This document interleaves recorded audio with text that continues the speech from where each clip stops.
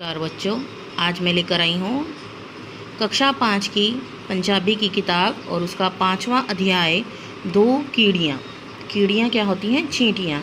तो इसमें नानी जी जो हैं बहुत ही प्यारे और अच्छे ढंग से बताती हैं दो कीड़ियों की कहानी से कि कैसे हमें अच्छे गुण जो हैं अपनाने चाहिए। जब हम अपने अंदर से बुरी आदत बुराई को निकालेंगे तभी हम अपने अंदर अच्छाई को जो है ग्रहण हासिल कर पाएंगे, उनको जगह दे पाएंगे। तो पाठ है दो कीड़ियाँ। कुड़े अनीशा क्यों पानी विच खेडा जिहियां करी जानी है, बीमार हो जाएंगी। गर्मी नहीं आई हजे, जांदी ठंड है, आ जा इधर ठंडे पानी चो। अनीशा दी नानी ने पानी नाल खेड रही अपनी दोहती नूं वरजिया।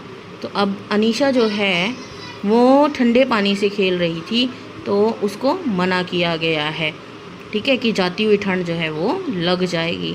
नानी जी मैं खेडा नहीं कर रही, मैं तो विज्ञान का एक प्रयोग करके देख रही हाँ। अनीशा ने गल पूरी नहीं सी कीती कि उस दे नानी जी ओहदे कोल आ खलोते ते बोले की करदी हैं।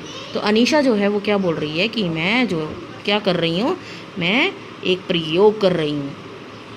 ਅੱਜ ਸਾਡੇ ਮੈਡਮ ਨੇ ਦੱਸਿਆ ਕਿ ਜਿਹੜੀਆਂ ਚੀਜ਼ਾਂ ਸਾਨੂੰ ਖਾਲੀ ਜਾਪਦੀਆਂ ਨੇ ਉਹਨਾਂ ਵਿੱਚ ਹਵਾ ਭਰੀ ਹੁੰਦੀ ਹੈ ਤੇ ਫਿਰ ਉਸ ਨੂੰ ਇੱਕ ਖਾਲੀ ਬੋਤਲ ਲੈ ਕੇ ਉਸ ਵਿੱਚ ਪਾਣੀ ਭਰਨ ਲਈ ਉਸ ਨੂੰ ਪਾਣੀ ਦੀ ਬਾਲਟੀ ਵਿੱਚ ਡੁਬੋਇਆ। ਗੁੜਗੁੜਗੜੂ ਦੀ ਆਵਾਜ਼ ਨਾਲ ਹਵਾ ਬੋਤਲ ਵਿੱਚੋਂ ਬਾਹਰ ਨਿਕਲਣ ਲੱਗੀ ਅਤੇ ਅਨੀਸ਼ਾ ਫੇਰ ਕਹਿਣ ਲੱਗੀ, ਦੇਖੋ ਨਾਨੀ ਜੀ ਇਹ ਬੋਤਲ ਸਾਨੂੰ ਦੇਖਣ ਲਈ ਖਾਲੀ लगती आ, पर आ देखो बुलबुले निकल रहे ने हवा दे।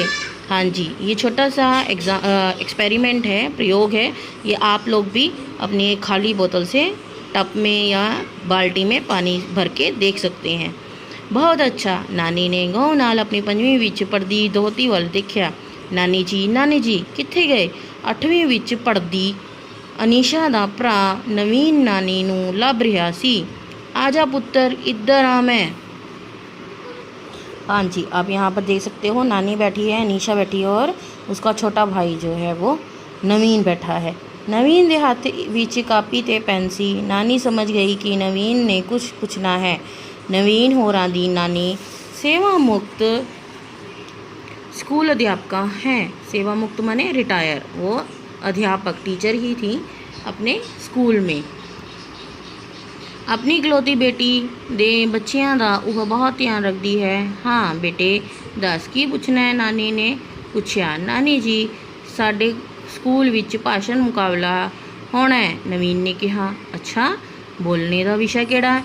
उगना नूं दूर करके गुण किवें ग्रहण करिए, मतलब बुराई को दूर करके अच्छे आते कैसे हम हासिल कर सकते हैं। विषय सुन के नानी जी थोड़ी देर लई गंभीर हो गई ते फिर बोले, इस संबंध विच मैं तुहानूं दो कीड़ियां दी एक कहानी सुणाउंदी हां।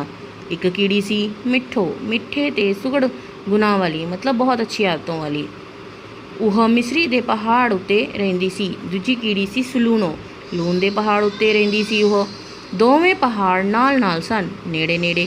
एक दिन दोवें कीड़ियां आपो अपने पहाड़ दे शिखर उत्ते घुम फिर रहियां सन। भैन सलूणो की हाल है तेरा? मिठो ने मिठी बाण नाल पुछया। भैन मिठो हाल कादा, सारा दिन खारा। सलूणा ने कहा। भैन सलूणो तू इयों कर, कुछ दिन मेरे पहाड़ उत्ते आके रह, मिठी मिश्री खा ते आनंद लै, जिन्ना चिर तेरा जी करे रहे, भावें सारी उम्र भी। एक दिन मिठे ने कहा, चंगा भैणे आवांगी किसी दिन वेहल कढ़ के, सलूणों ने जवाब दिता। हाँ जी, तो वो उसको बोलती है कि सलूणों को कि मेरी पहाड़ी पर आके रह ले, चाहे 4-5 दिन के लिए या फिर सारी उम्र के लिए। तो सलूणों भी बोल देती है, ठीक है मैं आऊँगी किसी दिन। लून छड़ के मिसरी मिले खान नूं होर की चाहिदा, वह तो भज गई हो, जिवें आपां चॉकलेट देख के भजदे हाँ। हाँ ना नानी जी? अनीशा भी बोल पई।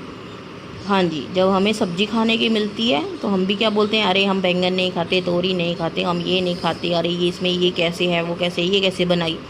लेकिन चॉकलेट मिले तो फटाफट से भाग के जाते हैं। वाह, white chocolate, dark chocolate, brown chocolate, हर तरह की चॉकलेट हम खा जाते हैं फटाफट से, उसमें हम नहीं मना करते, है ना। तो ऐसे ही बच्चों को लगा।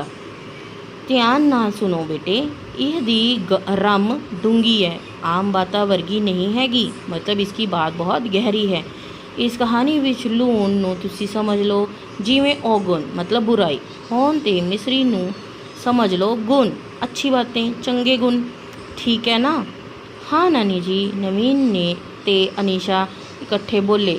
सलाहां करदियां सलूनों ने कई दिन लंघा दिते, जिवें माड़ी आदत छड्डण दी लोग आलस करदे छड्डदे नहीं, उवें ही एक दिन उसने सलाह बना ही लई मिसरी दे पहाड़ उत्ते जाण दी। पर नाल ही उसने सोचिया, मिठो दे पहाड़ दा ते मेरे पहाड़ दा रंग तां इक्को जिहा ही लगदा है। हाँ जी, नमक और चीनी को दूर दूर रख दे तो दोनों सफ़ेद सफ़ेद हैं, एक जैसी ही लगेगी। अगर मिश्री को भी नमक की तरह क्रश कर दे, नमक की तरह जैसे वो बारीक है वैसे कर दे, तो दोनों में अंतर नहीं पता चलेगा, पास से छू कर पता चलेगा। सलाहां करदियां सलूनों ने कई दिन लंघा दिते, जिवें माड़ी आदत छड्डण दी लोग कुछ है ही लगते हैं। सोच सोच के उन्हें लून दी पहाड़ एक वड्डी डली अपने मूँह विच रख लई ते मन ही मन कहा, जे मिठे कोल कुछ ना होया, घट्टो घट्ट मेरे कोल तां अपना लून तां होऊ। चलो जी। आखर सलूनों मिठो दे पहाड़ उत्ते पहुँच ही गई।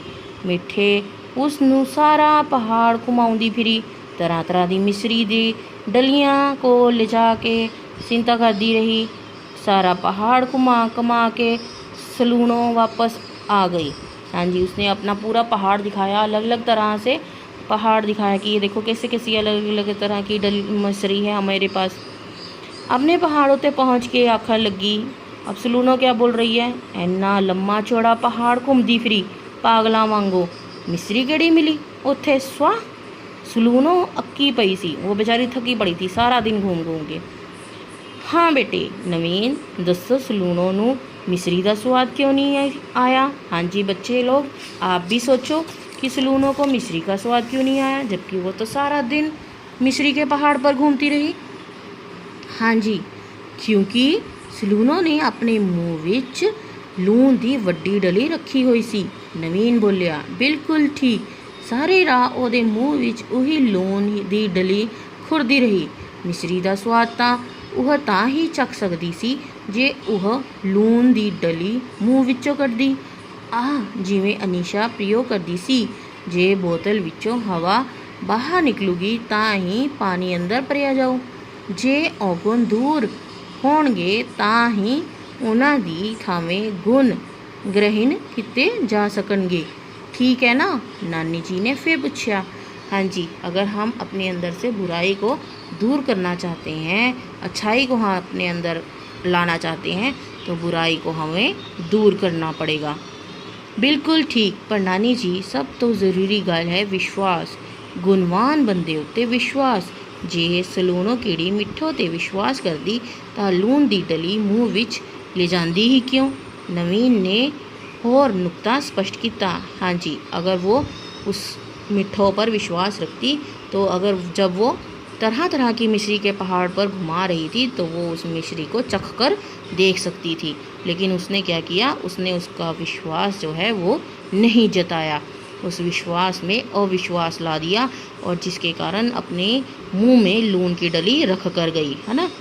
कई बार साडे नाल भी इउं ही हुंदा है। ਅਸੀਂ ਚੰਗੇ ਲੋਕਾਂ ਦੀ ਸੰਗਤ ਕਰਕੇ ਕਰਦੇ ਹਾਂ, ਚੰਗੇ ਗੁਣ ਗ੍ਰਹਿਣ ਕਰਨ ਲਈ, ਪਰ ਵਿਸ਼ਵਾਸ ਦੀ ਘਾਟ ਕਰਕੇ ਸਾਡੇ ਆਪਣੇ ਹੀ ਔਗੁਣਾਂ ਦਾ ਲੂਣ ਸਾਡੀ ਜੀਭ 'ਤੇ ਖੁਰਦਾ ਰਹਿੰਦਾ ਹੈ ਅਤੇ ਅਸੀਂ ਚੰਗੇ ਗੁਣਾਂ ਦੀ ਮਿਠਾਸ ਤੋਂ ਵਾਂਝੇ ਰਹਿ ਜਾਂਦੇ ਹਾਂ। ਨਾਨੀ ਜੀ ਨੇ ਕਿਹਾ।